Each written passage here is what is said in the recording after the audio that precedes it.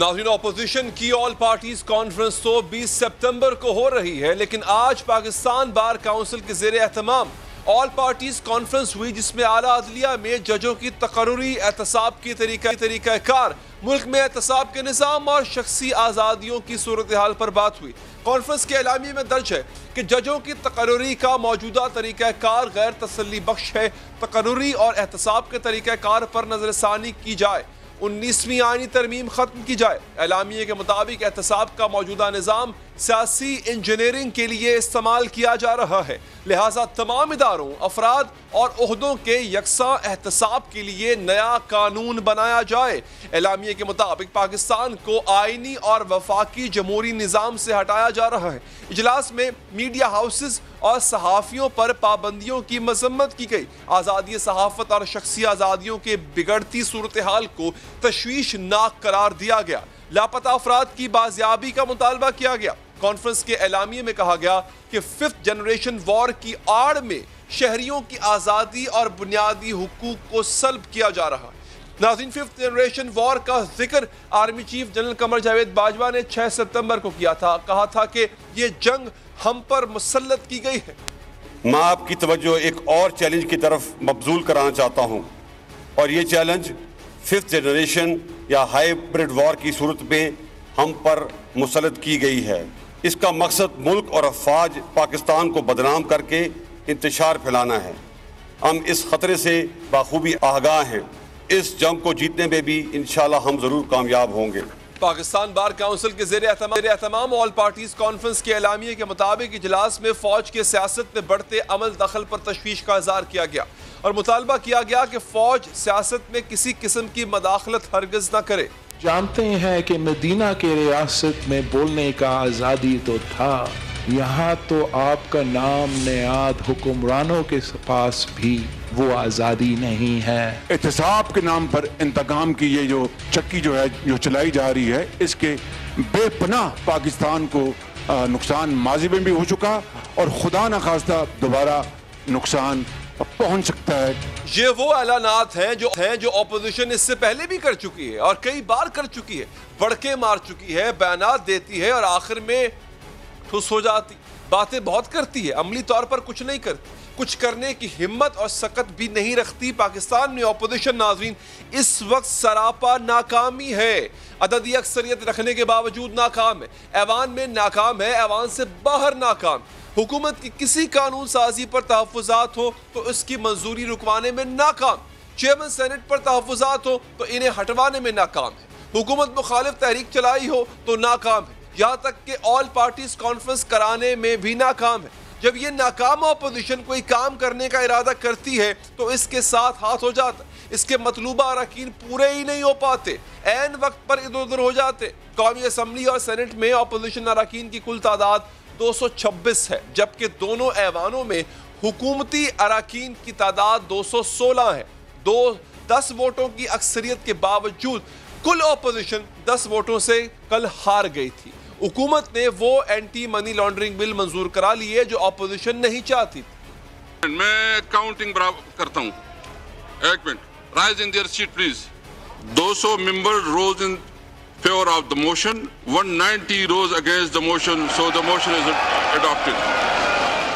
پارلیمانی میدان میں اس ناکامی کے بعد اپوزیشن بہانے بھی بناتی ہے۔ اس اہم قانون سازی کے موقع پر اپوزیشن کے 36 اراکین ایوان میں موجود ہی نہیں تھے، اور اب بہانہ یہ بنایا جا رہا ہے کہ مشترکہ اجلاس کا اعلان بہت تاخیر سے کیا گیا، اس وجہ سے اپوزیشن ارکان نہ آ سکے، یعنی تاخیر سے اجلاس بلانے پر حکومت کے اراکین تو آ گئے، اپوزیشن کے نہ آ سکتے۔ ہاں، اپوزیشن نے چیئرمین سینٹ کے خلاف بھی تحریک عدم اعتماد لانی تھی اور عددی اکثریت کے باوجود ناکام ہو گئی تھی۔ حکومتی اراکین کی تعداد صرف 36 تھی، پھر بھی چیئرمین سینٹ کے حق میں 45 ووٹ پڑے تھے۔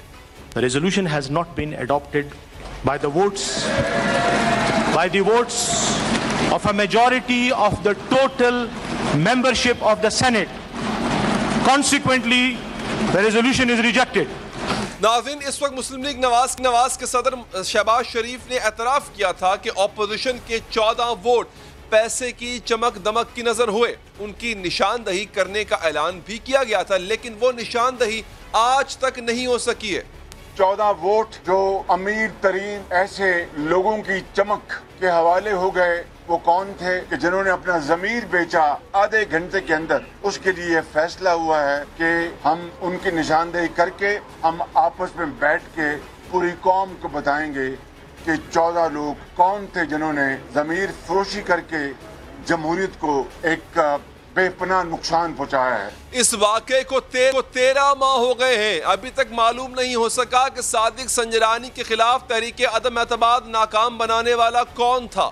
بظاہر تو پیپلز پارٹی کے سینیٹرز نے اپنے استعفے بلاول بھٹو کو جمع کرائے لیکن مستعفی ایک بھی نہ ہوا. نون لیگ کے رہنما خواجہ آصف نے تو اسی وقت اس اقدام کو ڈرامے بازی کے ایسی ناکام اپوزیشن ہے جس کے ووٹ چوری ہوتے ہیں لیکن وہ چوروں کو پکڑ تک نہیں سکتی, ان کے خلاف کوئی کارروائی تک نہیں کر سکتی. یہاں تک کہ حکومت کے خلاف لائے عمل کیا بنانا ہے اس حوالے سے بھی کچھ طے نہیں کر سکتی. جو طے کرنا ہے اس کے لیے اجلاس بھی نہیں بلا سکتی. کبھی کورونا وائرس آ جاتا ہے, کبھی شہباز شریف علیل ہو جاتے ہیں اور جب صحت یاب ہوتے ہیں تب یہ طے نہیں ہوتا کہ اس کی قیادت کون کرے گا. شہباز شریف صاحب آپ کے سامنے ہے, صحت یاب ہو گیا ہے, ہمارا انقلاب کو لیڈ کرنے کے لیے تیار ہے اور آپ دیکھ لیں. مگر میں نے کہا کہ جو جوان کندھے ہیں ذمہ داری میں ان کو دوں گا. پچھلے کئی ماہ سے اپوزیشن کی آل پارٹیز کانفرنس کسی نہ کسی وجہ سے التوا کا شکار ہو رہی ہے. اب 20 سپتمبر کی تاریخ تو دی گئی ہے لیکن وفاقی وزیر شیخ رشید کو اب بھی اس کے انعقاد کا یقین نہیں ہے. میں آپ کو یقین دلاتا ہوں 20 تاریخ کو جو کانفرنس ہے وہ ناکام ہوگی اور سوائے یہ جلسے اور جلوس کرنے کے علاوہ کچھ نہیں کریں گے. اپوزیشن کے ارکان اپنے لیڈران کو دھوکہ دیتے ہیں اور اپوزیشن لیڈران ایک دوسرے کو. اگر اپوزیشن کا کوئی ایک لیڈر اپنے طور پر حکومت کے خلاف تحریک بپا بھی کر دیتا ہے تو دوسرے لیڈر اس کا ساتھ نہیں دیتے. مولانا فضل الرحمان نے حکومت کے خلاف مارچ کیا اور بعد میں اس بات کا گلا بھی کیا کہ پیپلز پارٹی اور نون لیگ کی طرف سے ساتھ نہیں دیا گیا. میرے خیال میں اگر وہ اس طرح اسی جذبے سے باہر نکلتے جس طرح جمعیت علماء اسلام نکلی ہے تو آج میں نقشہ ہی بدلا ہوا ہوتا. تو یقیناً انہوں نے شراکت تو کی لیکن جس پیمانے پر ان کو شراکت کرنے کی ان کے اندر طاقت تھی وہ استعمال نہیں. اس ناکام اپوزیشن نے 2018 کے انتخابات میں دھاندلی کا الزام بھی لگایا تھا. اسی بنیاد پر وزیر اعظم کو بار بار سلیکٹڈ بھی کہا گیا لیکن سلیکٹڈ کی گردان کرنے والی اپوزیشن آج تک مبینہ دھاندلی کی تحقیقات کے لیے کسی فورم پر نہیں گئی. وزیر اعظم سلیکٹڈ وزیر اعظم سلیکٹڈ وزیر اعظم selected government selected prime minister selected وزیر اعظم سلیکٹڈ وزیر اعظم سلیکٹڈ وزیر اعظم سلیکٹڈ وزیر اعظم سلیکٹڈ اعظم سلیکٹڈ خان سلیکٹڈ وزیر اعظم سلیکٹڈ آدمی سلیکٹڈ ہوتا ہے. مجھے سلیکٹڈ نہ ہو سلیکٹڈ ہو سلیکٹڈ اعظم سلیکٹڈ پرائم منسٹر. بچہ کہتے ہیں سلیکٹڈ ہے, حکومت سلیکٹڈ ہے, وزیر اعظم سلیکٹڈ ہے, ہم نہیں کہہ سکتے, ہم نہیں کہتے. ناظرین اپوزیشن باتیں تو بہت کرتی ہے, عملی طور پر کچھ نہیں کرتی. حکومتی احتساب کے خلاف بیانات تو دیتی ہے, خود اپنا احتساب نہیں کرتی. اعلانات تو کرتی ہے, کوشش نہیں کرتی. آخر اپوزیشن ایسا کیوں کرتی ہے؟ جواب لیں گے نون لیگ طلال چودھری صاحب سے. ایسا پوری تمہید میں نے باندھ دی ہے, مجھے اتنا بتائیں سر آپ ایسا کیوں نہیں کرتے؟ ووٹ آپ کے چوری ہو جاتے ہیں, پہلے بھی چوری ہوئے تھے آپ کے مطابق 14 ووٹ. آپ نے کہا, شہباز شریف صاحب نے کہا آدھے گھنٹے میں نام بتائیں گے. 13 مہینے ہو گئے کوئی نام نہیں آیا. دوبارہ آپ کے ووٹ چوری ہوئے, آپ کی ناک کے نیچے سے آپ کو پتہ چلا نہ آپ نام لے کر آئے. تو سر اتنی کمزور اپوزیشن آپ تک تو میرے خیال ہے کہ شاید ہماری ڈیموکریٹک ہسٹری میں کبھی نہیں آیا ہوگی. بسم اللہ الرحمن الرحیم. ایک تو علی حیدر صاحب, ایک اس ملک میں عجیب روایت اور یہ بات ہے کہ جو ووٹ چوری کرتے ہیں وہ فخر سے سینہ تان کے کہتے ہیں ہم نے چوری کی. یعنی چوری, اور یہ میں سمجھتا ہوں یہ سیاسی طور پر بددیانتی ہے. اگر کوئی کرتا ہے, پریشر ڈالتا ہے, لوگوں کو ہٹاتا ہے, وہ چیئرمین سینٹ کا الیکشن ہو, وہ کل کا کوئی ووٹنگ کا معاملہ ہو. مگر ایک علی حیدر صاحب میں آپ کو بات کہہ دوں, باتیں آپ کی ساری جو ہیں وہ بالکل درست ہیں. بہت ساری جگہ پر جوائنٹ اپوزیشن وہ افیکٹونیس نہیں دکھا سکی جو اسے دکھانی چاہیے تھی. مگر یہ بھی دیکھیں کہ ہمیں مسائل کن کا سامنا ہے. پوری کی پوری ریاست جو ہے وہ اس وقت کام کیا کر رہی ہے؟ آوازیں دبانے کا. یعنی آواز دبا دو جو بھی اٹھتی ہے، کوئی منشیات میں کسی کو پکڑ لو، کسی کو اعتصاب میں پکڑ لو، کسی کو آپ رات چلتے کسی چیز میں اس کو دھر لیا جائے، کوئی اگر اینکر ہے، کوئی اگر آواز اٹھتی ہے کسی صحافی کی، اس کو نوکری سے نکال دو، اس کے بعد کوئی جج کا فیصلہ اگر منظور نہیں اس پر ریفرنس ڈال دو. سو یہ ایک بہت زیادہ پوری کی پوری ریاستی ادارے ہمارے خلاف استعمال کیے جا رہے ہیں. اس کے باوجود میں ایک آپ کو بات یہ آپ ذرا ریکارڈ پر رکھیے گا، اگلی اے پی سی اس کی گرمی کی حدت فیل کر رہی ہے اس وقت کی حکومت، اور وہ اے پی سی پچھلی اے پی سی سے بہت فرق ہوگی. یہ آپ کو وقت بتائے گا. تو صاحب اصل میں ابھی جو مدعا زیر بحث ہے، یا جو ایک کہتے ہیں نا جو چیز نوٹ کی جاتی ہے، وہ شاید یہ نہیں کہ جنگ جیتا کون، وہ یہ دیکھا جاتا ہے کہ کون کیسا لڑا. سر آپ جیتے یا ہارے یہ بات کی بات ہے، سر آپ کی طرف سے جو لڑائی ہے وہ بڑی عجیب لڑی جا رہی ہے. مطلب لڑائی لڑی ہی نہیں جا رہی سر. کل آپ کے 31 لوگ آپ کو دغا دے گئے، ابھی تک پتہ چل سکا کہ وہ متحدہ اپوزیشن کو دغا دینے والے 31 لوگ کون ہیں. اور اگر آپ کو پتہ ہے سر تو سر پھر ان کو ڈیفینڈ کرنے کا فائدہ کیا؟ ان کے نام لیں سر، ان کا پتہ لگائیں، عوام کو پتہ لگائیں کہ یار یہ تھے کون لوگ تھے. دیکھیں کچھ لوگ تو بالکل مجبور تھے، اور یعنی اب بہت اچانک سے جوائنٹ سیشن بلایا گیا تھا، کئی لوگ اتنی دور تھے کہ وہ پہنچ نہیں سکے. مگر کچھ ہیبچول لوگ ہیں، اور وہ ہیبچول لوگ جو ہیں وہ ہماری صفوں میں بھی ہیں، اور وہ ایسے لوگ ہیں کہ وہ وقت آنے پر کسی نہ کسی طرح پارٹیوں میں گھس جاتے ہیں، اور یہ پارٹیوں کی کمزوری ہے اور یہ تسلیم کرنا چاہیے. ان کو ڈیفینڈ کون کر رہا ہے؟ وہ شرمندگی ہیں ہمارے لیے، وہ ہمارے جیسے سیاستدانوں کے لیے اور ایسی پارٹیوں کے لیے جو نظریات کی جنگ لڑ رہی ہوں، جو جی ڈیفینیٹلی دیکھیے نا جی، یہ تو کوئی خفیہ اجلاس ان کیمرہ سیشن تو نہیں تھا. اس میں لوگوں کا پتہ ہے کہ کون آیا تھا کون نہیں آیا تھا. مگر دوسری سائٹ پر ذرا دیکھیں، حکومت یعنی کل جو گنتی جس طرح کی گئی ہے، یہ اسی طرح گنتی کی گئی ہے جس طرح الیکشنز میں گنتی کی گئی تھی. یعنی ووٹ جو نہیں گنا جانا تھا وہ بھی پی ٹی آئی اور حکومت کے حق میں گن دیا گیا. وہ مشیر جو کہ صرف ہاؤس میں بیٹھ سکتے ہیں 5، مگر وہ ووٹ نہیں ڈال سکتے کیونکہ وہ ہاؤس کے ممبرز نہیں ہوتے، وہ ان کے ووٹ بھی گن دیے گئے. سو اس حد تک آپ وہ کیا کہتے پالی روایات کے خلاف اس حد تک سٹینڈرڈ سے گری ہوئی حکومت اچانک اجلاس بلائے. سر ایک لمحہ دیجیے گا سر. جی سر ایک لمحہ میں یہاں پہ ایک سوال رکھوں گا سر آپ کے سامنے. آپ کی بات یہ درست ہوگی کہ مشیروں کو اور انہوں نے معاونوں کو بھی گن لیا، ٹھیک ہے سر، وہ گن کے اوپر لے جاتے اپنے نمبر.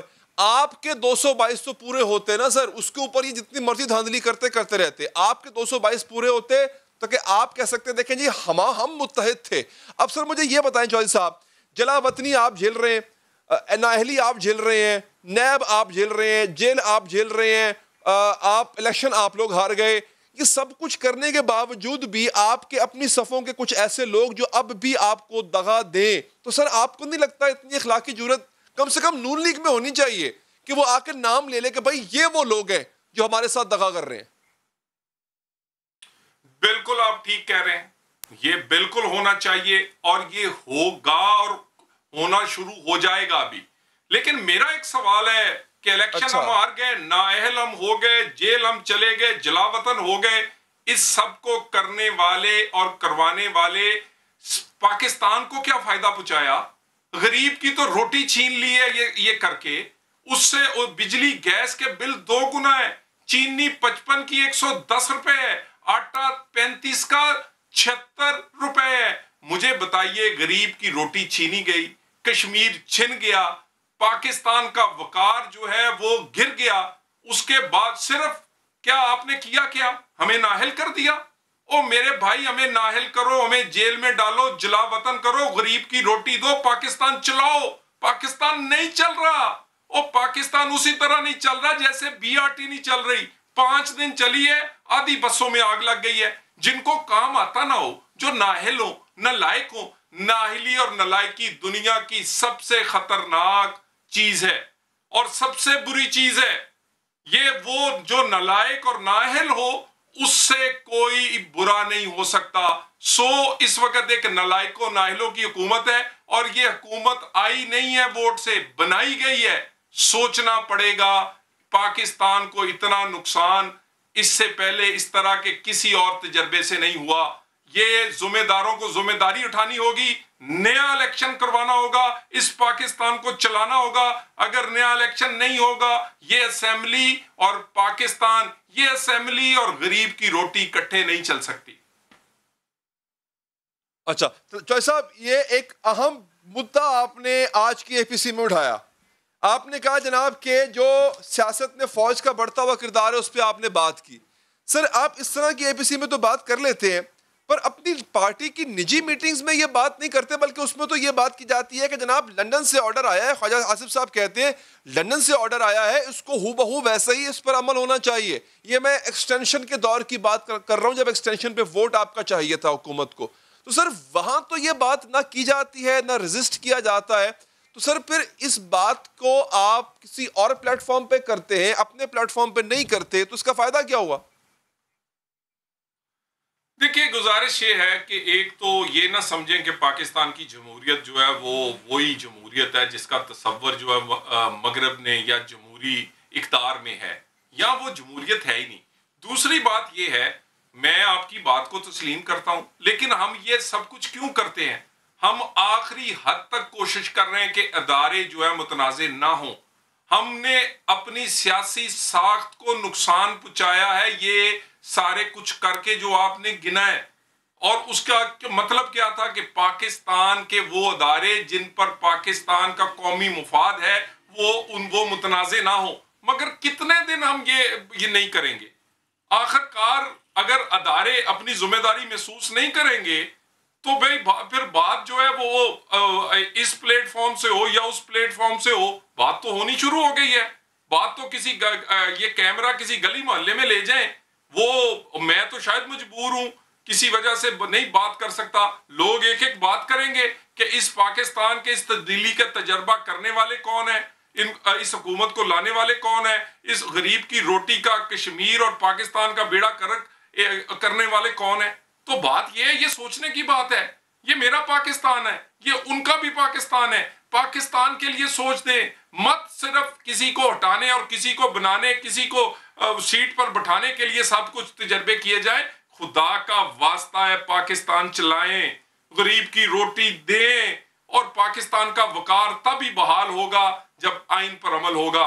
नहीं तो ठीक है जी, फिर 70 साल में भी आपने देख लिया है। सिर्फ हमारी कमजोरी को कमजोरी ना समझे, जिनकी जिम्मेदारी है उनको एहसास करना होगा। वो एहसास नहीं करेंगे तो वो हमसे ज्यादा जिम्मेदार। सही, बिल्कुल ठीक है। बहुत बहुत शुक्रिया तलाल चौधरी साहब, आपके वक्त का नाज़रीन। आगे बढ़ते हैं, कुछ मजीद मौज़ूआत को शामिल करते हैं। चीन भारत पर गालिब आ रहा है, सिर्फ सरहदों पर ही नहीं बल्कि चीन भारत के अंदर तक पहुंच चुका है। सदर वजीर आजम से लेकर भारत की कोई भी ताकतवर शख्सियत चीन की नजर से बची हुई नहीं है।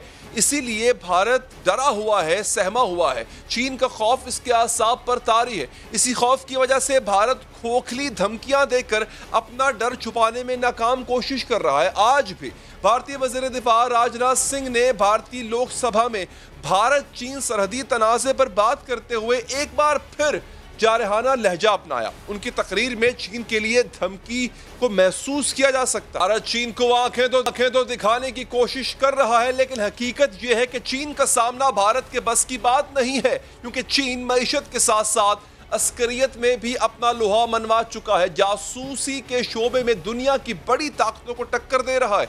ऑस्ट्रेलिया, बरतानिया और अमेरिका तक चीन की टेक्नोलॉजी पर हैरान और परेशान है, और हालिया इंकशाफात के बाद तो चीन के सामने भारत की हालत और भी पतली दिखाई दे रही है। भारत ने सिर्फ जंग के मैदान में ही चीन से शिकस्त नहीं खाई, बल्कि जासूसी के मैदान में भी बदतरीन नुकसान उठा चुका है। भारत के वज़ीर आज़म और सदर से लेकर कई मरकजी वज़रा तक चीन की पहुंच से बचे हुए नहीं हैं। भारत की तीनों अफवाज के सरबराह और चीफ ऑफ डिफेंस स्टाफ भी चीनी जासूसी का निशाना बन चुके हैं। भारत में आला ओहदों पर फायज अफराद, भारतीय सुप्रीम कोर्ट के चीफ जस्टिस, जजेस, मेंबरान पार्लियामेंट, सब का डाटा چین کے پاس چلا گیا۔ اہم شخصیات کی جاسوسی ہوتی رہی اور متعلقہ بھارتی ادارے اس بات سے لا علم رہے۔ اس سے پہلے بھارتی حکومت 59 چینی موبائل ایپلیکیشنز پر پابندی بھی لگا چکی ہے۔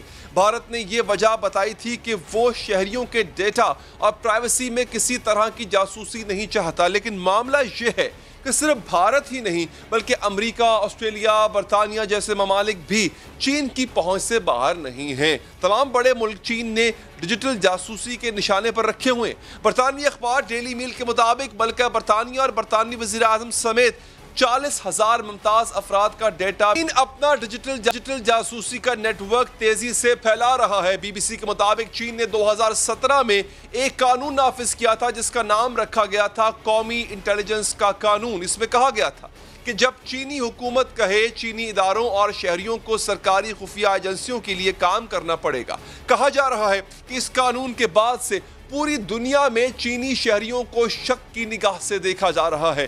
بہت سے ممالک نے چینی طلباء کی آمد پر بھی سوال اٹھانا شروع کر دیا۔ چینی خفیہ آپریشنز بڑھتے جا رہے ہیں۔ امریکی ماہرین کا کہنا ہے کہ ہر اہم جگہ، ہر اہم شعبے میں چین اپنے جاسوس پلانٹ کر رہا ہے، اور اس حوالے سے چین کا سب سے آسان ہدف امریکی یونیورسٹیز ہیں جہاں نہایت آسانی سے جاسوسوں کو بھیجا جا سکتا ہے۔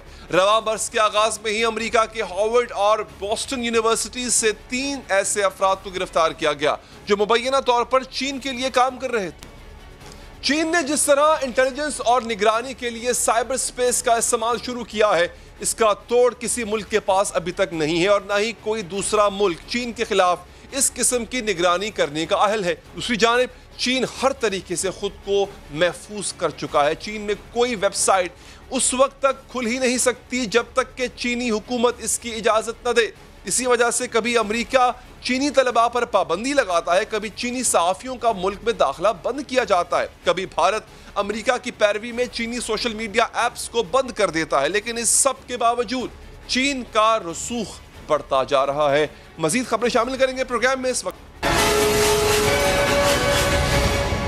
ناظرین، اسپتالوں کا کام صحت کی سہولیات دینا ہے، لیکن نجی اسپتال موت بانٹ رہے ہیں اور موت بانٹنے کی بہت بھاری فیس بھی وصول کرتے ہیں، لیکن اس سے بھی افسوس کی بات یہ ہے کہ نجی اسپتالوں کے ہاتھ اپنی جان اور مال گنوانے والے کچھ کر بھی نہیں سکتے۔ شکایت کے جو فارمز موجود ہیں وہاں جاتے ہیں، داد رسی نہیں ہوتی ہے، انصاف مانگنے والا کوشش کر کے تھک جاتا ہے، آخر میں ناکام ہو کر مایوس ہو جاتا ہے۔ اسلام آباد میں تو ایک افسوسناک واقعے کے بعد ریگولیٹری اتھارٹی کا جواب حیران کن ہے۔ اس سال مارچ میں طبیعت خراب ہونے پر محمد حسن نامی شہری کو اسلام آباد کے ایک مشہور اور مہنگے اسپتال لے جایا گیا۔ اسپتال کی ایمرجنسی میں موجود ڈاکٹر کیس کو سمجھ ہی نہ سکا۔ بلڈ رپورٹ کے بعد ECG سے معلوم ہوا دل کا دورہ پڑا ہے، جس کے بعد ڈیوٹی پر موجود ڈاکٹر کارڈیالوجسٹ سے رابطہ کرنے کی کوشش کی، لیکن کارڈیالوجسٹ سے رابطہ نہ ہو سکا۔ کئی گھنٹے گزر گئے لیکن اسلام آباد شہر کے مہنگے ترین اسپتال میں کارڈیالوجسٹ ہی نہ تھا۔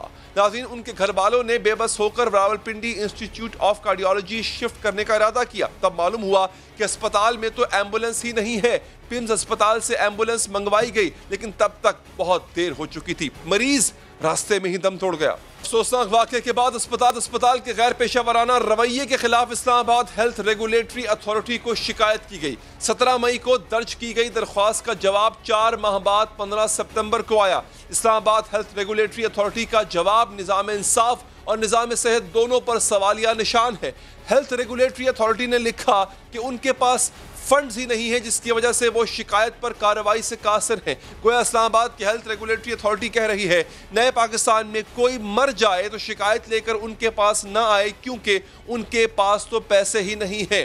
اس طرح کا ایک واقعہ کراچی میں بھی پیش آیا۔ ناظرین، کراچی کے ایک اسپتال میں 9 ماہ کی بچی جس کا نام نشوہ تھا، وہ اسپتال والوں کی غفلت سے زندگی سے ہاتھ دھو بیٹھی تھی۔ اس کے والد نے اسپتال والوں کے خلاف کارروائی شروع کی، لیکن بعد میں سمجھوتے پر مجبور ہونا پڑا۔ ہم اچھے ملک میں نہیں رہتے، یہاں ہم نہیں بچا سکتے کسی۔ میری بیٹی چلی گئی، پلیز مل کے کچھ کھڑے ہو اور تاکہ کسی اور کی بیٹی نہ جائے یار۔ اسی پر بات کریں گے۔ ہمارے ساتھ موجود ہیں ڈاکٹر نوشید حامد صاحبہ، آپ پارلیمانی سیکرٹری برائے نیشنل ہیلتھ سروس ہیں۔ ڈاکٹر صاحبہ، شکریہ آپ کا۔ اور مقتول حسن فوت ہو جانے والے حسن کی بیٹی مشال حسن صاحبہ ہمارے ساتھ موجود ہیں. آپ کا بہت بہت شکریہ مشال, آپ نے وقت دیا. میں آپ سے پہلے آغاز کروں گا. مشال, مجھے یہ بتائیے گا, کہاں کہاں آپ کو دھکے کھانا پڑے, کہاں کہاں آپ کو اپنی التجا لے جا کے جانا پڑی اور بالآخر آپ کو یہ جواب ملا, اور اس سے پہلے آپ کے ساتھ کیا ہوا بتائیے گا. Thank you for having me on your show. میں نے اپنی پوری سٹوری ڈے 1 سے سوشل میڈیا پہ اسی لیے نریٹ کرتی رہی ہوں کہ لوگوں کو پتہ ہو, کیونکہ کہیں نہ کہیں مجھے یہ ایکسپیکٹیشن تھی کہ اینڈ میں کچھ اس طرح کا ہوگا, کیونکہ یہاں عام آدمی کے لیے تو انصاف بہت مشکل ہے ملنا. میں نے جیسے ہی میرے فادر کے ساتھ یہ سارا واقعہ ہوا, میں نے ایک آرٹیکل لکھا جو وائرل ہو گیا, جس کے بعد مجھے سب نے بولا کہ آپ فارملی کمپلینٹ کریں. میں نے پی ایم کے سٹیزن پورٹل پہ کمپلینٹ فائل کی. اس کمپلینٹ کو پنگ پونگ کی طرح گھمایا گیا ادھر سے ادھر, اور فائنلی وہ کلوز کر دی گئی یہ کہہ کے کہ معاملہ جو ہے وہ سارٹ آؤٹ ہو چکا ہے. میں نے وہ چیز بھی ٹویٹر پہ ڈالی, اس پہ بھی کافی بیک لیش آیا, جس کے بعد مجھے DHO اسلام آباد کے DHO نے اپروچ کیا. انہوں نے مجھے بتایا کہ ہماری ایک ہیلتھ ریگولیٹری اتھارٹی ابھی جس کا نوٹیفیکیشن ہوا ہے ریسنٹلی, آپ کی کمپلینٹ میں ان کو فارورڈ کر رہا ہوں, اور وہ اس چیز کو دیکھیں گے اس میں کیا کیا جا سکتا ہے کیا نہیں. انہوں نے میری کمپلینٹ IHRA کو فارورڈ کی, اور جس کے جواب میں مجھے ان کی طرف سے فارملی ایک لیٹر ملا. ان کو کچھ چیزیں چاہیے تھیں, وہ میں نے سبمٹ کی. خیر لانگ سٹوری شارٹ, مجھے 6 مہینے آلموسٹ 5 مہینے ہو گئے ہیں کہ میں ان کے پیچھے پیچھے بھاگ رہی تھی کہ مجھے بتایا جائے کہ آپ اس میں کیا کر رہے ہیں کیا نہیں کر رہے. انہوں نے بیچ میں ایک انکوائری کمیٹی بنائی جو ہمارے گھر آئی, انہوں نے ہم سے ساری انویسٹیگیشن کی, لیکن اس کے بعد جب ان سے میں نے پوچھا کہ اس کے بارے میں آپ نے کیا کیا, انہوں نے کہا جی جو دوسری پارٹی ہے ہاسپٹل والی وہ ہمارے ساتھ کوآپریٹ نہیں کر رہے, اور وہ کہہ رہے ہیں کہ ہم آپ کو آنسریبل نہیں ہیں. IHRA کو جواب دیا, انکوائری کمیٹی کو نہیں دیا, اور اس میں انہوں نے کہا کہ ہم آنسریبل نہیں ہیں, سوائے PMDC کے ہم سے کوئی جواب نہیں لے سکتا. 5 مہینے مجھے ان کے پیچھے بھاگ بھاگ کے اینڈ میں مجھے کل ایک لیٹر پکڑایا گیا جس میں IHRA کی طرف سے یہ لکھا گیا ہے کہ ہمارے پاس ریسورسز نہیں ہیں, ہمارے پاس مین پاور نہیں ہے, ہمارے پاس فنڈز نہیں ہیں, اور اسی وجہ سے ہم آپ کی کمپلینٹ کو آگے پرسو نہیں کر سکتے, اور آپ کہیں اور سے جا کے اپنا انصاف لیجئے. یہی بات اگر وہ مجھے 5 مہینے پہلے بتا دیتے تو میں اپنے کوئی اور ایونیوز دیکھ سکتی تھی. ہاں ہاں بالکل بالکل صحیح کہہ رہی ہیں, بالکل صحیح کہہ رہی ہیں. ڈاکٹر صاحب ہمارے ساتھ موجود ہیں, ان سے بات کرتے ہیں, کیونکہ حکومت میں بھی ہے اور یقینی طور پہ جس ادارے کو وہ اس وقت دیکھ رہی ہیں یہ تمام چیزیں ان کی ڈومین میں بھی آتی ہوں گی. ڈاکٹر صاحب شکریہ آپ کے وقت کا. مجھے یہ بتائیے گا کہ یہ پوری تمہید آپ نے سن لی ہے, آپ نے مشال کے منہ سے خود سن لی ہے, اب آپ کا اپنا یہ کہہ رہا ہے کہ ہمارے پاس نہ فنڈز ہیں نہ ہیومن ریسورس ہے, تو مجھے یہ بتائیے ڈاکٹر صاحبہ یہ ادارہ آپ نے رکھا کس لیے ہوا ہے, اور پھر ان ہسپتالوں کو جو منمانی کرتے ہیں, جو لوگوں کی جانوں سے کھیلتے ہیں, ان کو ریگولیٹ کس نے کرنا ہے؟ دیکھیں جی یہ 2 سوال ہیں اس میں, ایک تو ریگولیٹری اتھارٹی کے بارے میں اور دوسرا کہ وہ کس کے پاس جائیں. پہلے تو میں یہ ضرور ایڈمٹ کروں گی کہ ابھی وہ جو ہے اتھارٹی وہ پوری طرح سے فعال نہیں ہوئی ہے. اس کے CEO اپوائنٹ ہو چکے ہوئے ہیں, مگر ابھی جو ریسورس ہے ان کے پاس, جو انہوں نے باقی عملہ جو اپنے ساتھ لگانے ہیں اس کے لیے اپلیکیشنز کال کی گئی ہیں. انٹرویوز کے لیے بھی ڈیٹس جو ہیں وہ دی جا رہی ہیں, 2-3 ہفتے میں وہ انٹرویوز شروع ہو جائیں گے, اور وہ جو ریکوائرڈ عملہ ہے وہ اس کے لیے اس کی انڈکشن شروع ہو جائے گی. دوسری بات فنڈز کی, یہ بھی بات درست ہے کہ ابھی فی الحال اس بجٹ میں جو ہے ان کے لیے فنڈ نہیں رکھا گیا تھا, مگر جیسے ان کا یہ انٹرویوز وغیرہ کا سلسلہ شروع ہوتا ہے تو وہ کسی آلٹرنیٹ میکانزم سے کوئی نہ کوئی فنڈ جو ہے وہ ان کو ڈائیورٹ کیا جائے گا. مگر اس کا جو دوسرا سوال کا حصہ تھا کہ میں کس کے پاس جاؤں اور کیا کروں, تو اس کے لیے دیکھیں اس وقت ایک بہت افیکٹو میکانزم جو ہے وہ ہمارے پاس موجود ہے, اور وہ پرائم منسٹر پورٹل جو ہے, پرائم منسٹر کا جو کمپلینٹ سیل ہے, اس کے اوپر ڈیلی بیسس کے اوپر اسلام آباد کے جو ہاسپٹلز ہیں, بڑے ہاسپٹلز جو ہیں گورنمنٹ کے, ان کی کمپلینٹس جو ہیں وہ آتی ہیں. اور اگر آپ ان ہاسپٹلز میں جائیں تو ان کے جو ایگزیکٹو ڈائریکٹرز ہیں ان کے ساتھ وہاں ایک کمرہ رکھا گیا جہاں پر صبح سے شام تک وہاں کا عملہ بیٹھ کے جو ہے وہ ان کمپلینٹس کو ایڈریس کرتا ہے. بہت سارے پیشنٹس کی کمپلینٹس آتی ہیں اور ان کی ایک ایک چیز کو جو ہے وہ مانیٹر کیا جاتا ہے, ان کی کمپلینٹ کو دیکھا جاتا ہے. میں خود اس چیز کی وٹنس ہوں, میں نے خود وہاں بیٹھ کے وہ دیکھا ہے کہ ان کمپلینٹس کو کس طریقے سے چیک کیا جاتا ہے اور اس کے اوپر پھر ایکشن لیا جاتا ہے. کیا مطلب یہ ہے کہ اداروں کو بند کر دیا جائے؟ یعنی آپ یہ سمجھتی ہیں کہ ان اداروں کا متبادل صرف پرائم منسٹر شکایت پورٹل رہ گیا؟ تمام ادارے آپ بند کر دیں, ریگولیٹری ادارے, اور تمام لوگ شکایت جو ہے وہ فون اٹھائیں اور ایپ کے ذریعے پرائم منسٹر پورٹل پر ڈالیں. Do you think it's an alternate to that? نہیں چاہیے, بالکل اس کا متبادل نہیں ہے, مگر جب تک وہ ادارہ فعال نہیں ہوتا تب تک ایک آلٹرنیٹ میکنزم جو ہے وہ موجود ہے جس کے اوپر لوگوں کو ریلیف بھی مل رہا ہے اور ان کی شکایات کو جو ہے وہ ایڈریس بھی کیا جا رہا ہے. اور یہ اسلام آباد کی حد تک یہ ہے جس طرح سے, مگر پنجاب کی ہیلتھ کیئر کمیشن اور کے پی کا ہیلتھ کیئر کمیشن وہ پوری طرح سے فعال ہے اور میں سمجھتی ہوں بہت افیکٹو کام وہ اس وقت کر رہا ہے اور وہاں پر ہر قسم کی کمپلینٹس جا رہی ہیں اور اس کے ریزلٹس بھی آ رہے ہیں.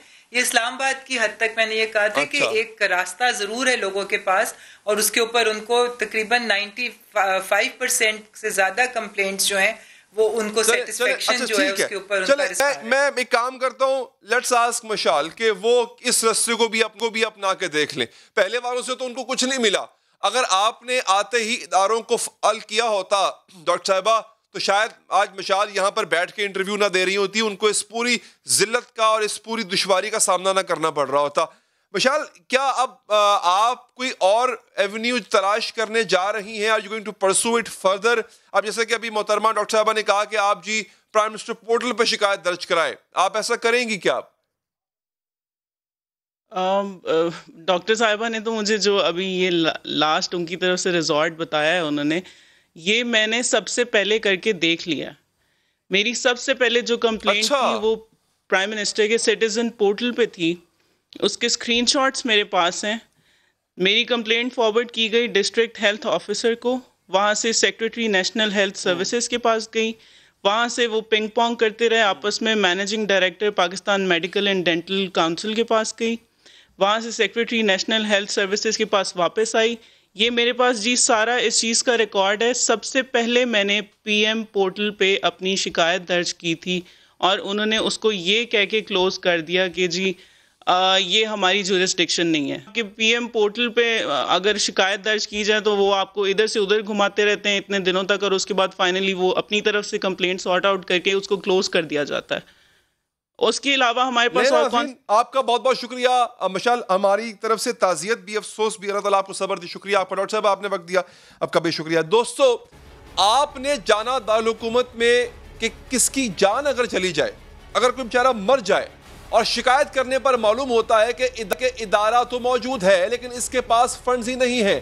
یہ کوئی پہلی بار نہیں ہوا. حکومت کو اکثر ہی سانپ گزرنے کے بعد ہی لکیر پیٹنے کا خیال آتا ہے. واقعہ ہو جاتا ہے, حکومت کو تب جا کر خامی اور خرابی کا معلوم ہوتا ہے اور پھر جا کر اقدامات کا سوچا جاتا ہے. ابھی حال ہی میں سیالکوٹ موٹر وے پر ریپ کی افسوسناک واردات ہوئی, تب جا کر حکومت کو معلوم ہوا کہ وہاں تو پولیس تعینات ہی نہیں تھی. جب سانحہ ہو گیا, نقصان ہو گیا, اس کے بعد وہاں پولیسنگ کے اقدامات کیے گئے. حکومت پیشگی اقدامات نہیں کرتی بلکہ اسے تو کوئی سانحہ ہونے کے بعد معلوم ہوتا ہے کہ اقدامات کرنے کیا تھے. پاکستان کے وفاقی دارالحکومت سے ایس پی رینک کا افسر اغوا کر لیا جاتا ہے, بعد میں اسے قتل بھی کر دیا جاتا ہے, لیکن واردات کے بعد حکومت کو معلوم ہوتا ہے کہ سیف سٹی کے کیمرے تو خراب پڑے تھے.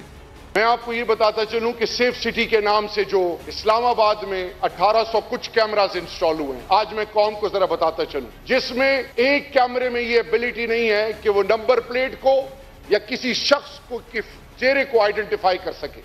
فوکس کرنا تو دور کی بات ہے.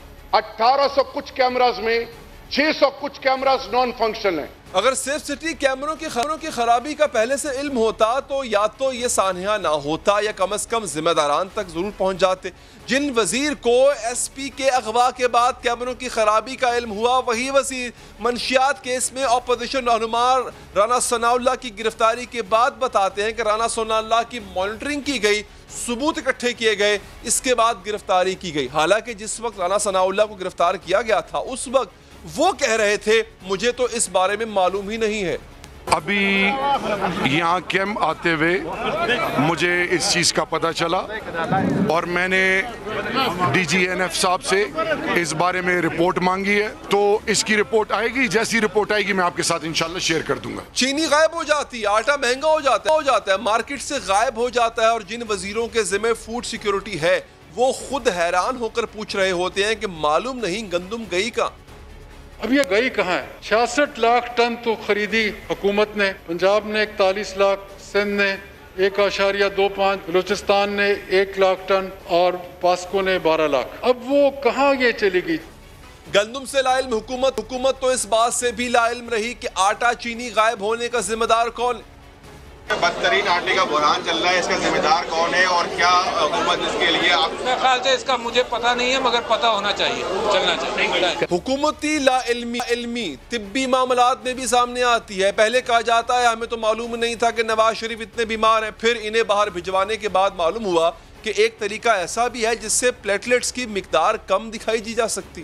فرینکلی اسپیکنگ ہمیں بھی اس طرح نہیں پتا تھا کہ اتنی ایڈورس سچویشن ہے، اور پھر کیبنٹ کو جو بتایا گیا ای ڈی ٹی اے کی اگر مقدار زیادہ کر دی جائے اور بلڈ کی مقدار کم کر دی جائے جب سیمپل لیں تو ریڈ بلڈ سیلز اور بلڈ کے دوسرے سیلز شرنک ہو جاتے ہیں، جس سے پلیٹلیٹس کی تعداد اگر کسی کے اندر 2.5 لاکھ ہے تو 8 سے 10 ہزار کے قریب آ جاتی ہے۔ یہ وہ گیم کی گئی۔ حکومتی لا علمی کا عالم معاشی معاملات میں بھی ایسا ہی ہے۔ پہلے کہا گیا کہ آئی ایم ایف کے پاس نہیں جائیں گے، پھر کہا گیا کہ جائیں گے لیکن پہلے دوست ملکوں سے پیسے مانگیں گے، پھر معلوم ہوا کہ نہیں پہلے آئی ایم ایف کے پاس جانا چاہیے تھا، پھر معلوم ہوا کہ دوستوں سے پیسے مانگیں گے تو کوئی دیتا بھی نہیں ہے۔ حکومت معاشی معاملات میں ہی نہیں معاشی حالات سے بھی لا علم رہتی ہے۔ روپے کی قدر گر جاتی ہے، ڈالر مہنگا ہو جاتا ہے، اور وزیر اعظم کو اس کا علم ٹی وی دیکھ کر ہوتا ہے۔ معاملات میں بھی حکومت سنگین لا علمی کا مظاہرہ کر چکی ہے۔ آرمی چیف کو توسیع دے دی لیکن پھر پروسیجر ہی فالو نہ کیا،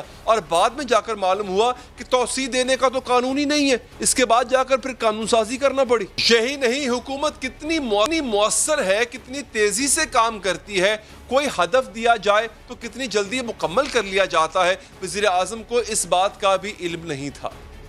جو ہماری حکومت جس میں ایف ڈبلیو او سب سے آگے تھی، باقی منسٹریز جنہوں نے 10 مہینے کے اندر یہ سارا کمپلیکس بنایا، سڑک بنائی، پل بنایا، مجھے تو اندازہ ہی نہیں تھا کہ میری حکومت اتنی ایفیشنٹ ہے۔ لا علمی کا یہ سلسلہ اس قدر وسیع ہے کہ وزیر اعظم کو تو اپنے وزیر اعظم ہونے کا بھی علم نہیں ہوتا، اور ان کی اہلیہ کو یہ بات انہیں بتانا پڑتی۔ گھر میں جب موقع ملتا ہے ٹی وی دیکھنے کا تو میں ٹی وی دیکھ رہا ہوتا ہوں، کچھ ظلم ٹی وی پہ دیکھتا ہوں، غصہ چڑھتا ہے، تو بشرا بیگم ساتھ ہوتی ہے، میں کہتا ہوں دیکھو یہ کتنا بڑا ظلم ہو رہا ہے، تو وہ کہتی ہیں آپ پرائم منسٹر ہیں۔ اسی بات پر ہم بریک لیتے ہیں۔ بریک کے بعد آپ کو بتائیں گے یہ ٹک ٹاک جو پاکستانیوں کو اتنا پسند آ گیا ہے، اس میں اپنی جانوں کا ضیاع کر بیٹھتے ہیں، اپنے آپ کو نقصان پہنچا بیٹھتے ہیں، کیسے؟ وقفے کے بعد۔ ناظرین، کوئی چیز بھی اچھی یا بری نہیں ہوتی، اس کا استعمال اور اس کے اثرات سے اچھا یا برا بنتا ہے، نقصان دہ یا فائدہ مند بنایا جاتا ہے اس کو، اور یہی فارمولا ٹیکنالوجی پر بھی لاگو ہوتا ہے۔ ٹیکنالوجی کے فائدے اپنی جگہ، لیکن اگر یہی ٹیکنالوجی معاشرے میں تباہی پھیلانے لگے، زندگیاں نگلنے لگے، خوشیوں کی بجائے غم اور دکھ بانٹنے لگے تو وہ ٹیکنالوجی نقصان دہ کہلاتی ہے۔ سوشل میڈیا ایپ ٹک ٹاک پاکستان میں تباہی پھیلانے لگی ہے۔ گزشتہ 1 سال میں ٹک ٹاک ویڈیو یا سیلفی بنانے کے شوق میں کئی افراد ہلاک ہو چکے ہیں۔ گزشتہ روز بھی ایک ایبٹ آباد میں شخص ٹک ٹاک ویڈیو بنانے کے شوق میں ایک نوجوان کی زندگی بال بال بچ گئی جب چلتی ٹرین کے ساتھ ٹک ٹاک ویڈیو بناتے ہوئے نوجوان ٹرین کے انجن سے ٹکرا گیا۔ واقعے کے بعد ریلوے پولیس نے نوجوان کو گرفتار کرنے کے لیے اس کے خلاف مقدمہ بھی درج کر لیا۔ اس واقعے میں تو نوجوان کی زندگی بچ گئی، لیکن کئی نوجوان ٹک ٹاک ویڈیو کے چکر میں اپنی جان گنوا چکے ہیں۔ صرف 1.5 ماہ میں ٹک ٹاک ویڈیو بنانے کا جنون 3 زندگیاں نکل چکا ہے۔ گزشتہ ماہ اگست کے آغاز میں ویڈیو بناتے ہوئے ایک نوجوان مکان کی چھت سے گر گیا، جبکہ گجرانوالہ میں ٹک ٹاک ویڈیو بنانے والا نوجوان नहर में डूब गया था और वीडियो के दौरान गोली चलने से टोबा टेक सिंह में लड़की दम तोड़ गई। 2 माह पहले जुलाई में एबटाबाद में पिस्तौल के साथ टिकटॉक वीडियो बनाते हुए मैट्रिक का तालिबे इल्म अचानक गोली चलने से मारा गया था। गुज़िश्ता बरस सियालकोट में भी ऐसा ही एक अफसोसनाक वाकया सामने आया जब 2 दोस्त पिस्तौल के साथ टिकटॉक वीडियो बना रहे थे और गोली चल गई और एक लड़का गोली लगने से दम तोड़। जवानों का फायरिंग करते हुए टिकटॉक वीडियो बनाना और असलहे की नुमाइश भी मामूल बन चुका है। ऐसे वाकयात की रोकथाम के लिए पुलिस ने भी सख्त इकदाम का फैसला किया। पुलिस का कहना है कि ऑनलाइन वीडियो गेम PUBG की तरह टिकटॉक को भी बंद। प्रोग्राम का वक्त खत्म हो जाता है, दीजिए इजाजत, अल्लाह निगहबान।